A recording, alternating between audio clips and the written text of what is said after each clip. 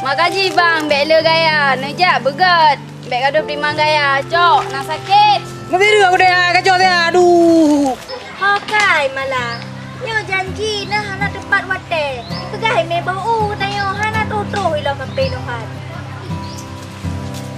Apa bau apakah kami? Kenyan, bau jomba masalah giat di pajak abe kai tupe.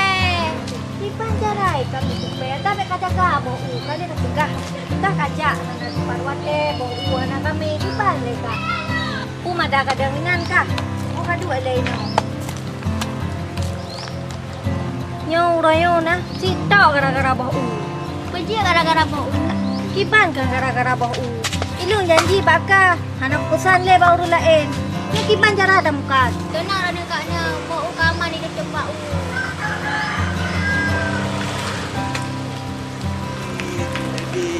Adik, ya, saya muda.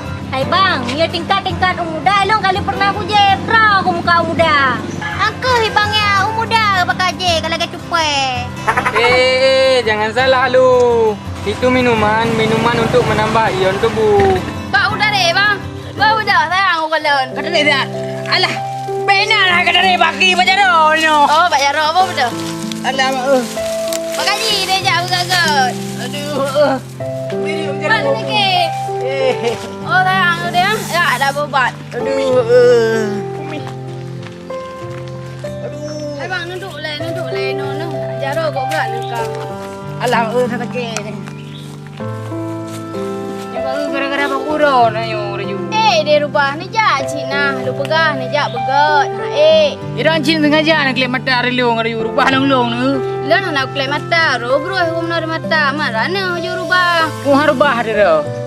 Kalau kita pelangi deh, pelangi dengan corom kilap-kilap menan. Rubah long ni. Kau sakit ni, macam apa beu ni bu rayu. Tepat apa deh? Pubat malun bo. Dah ada pubat ino. Banyak tak jak sakitnya dah ada pubat ini. Biar ada. Banyak.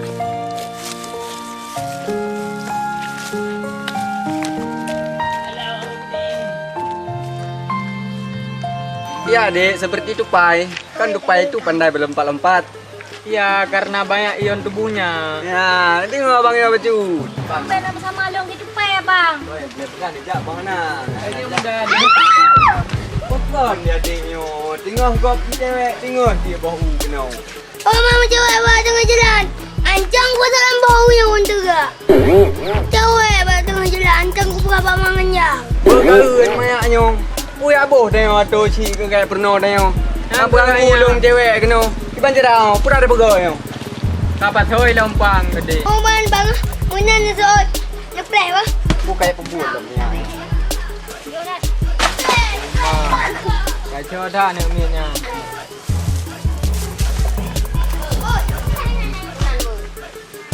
Oh mak, kai pakai lah kau. Jangan adik kau.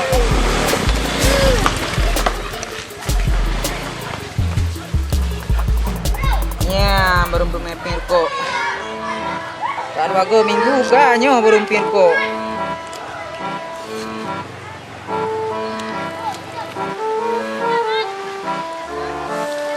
Oh, madeh dulu yo.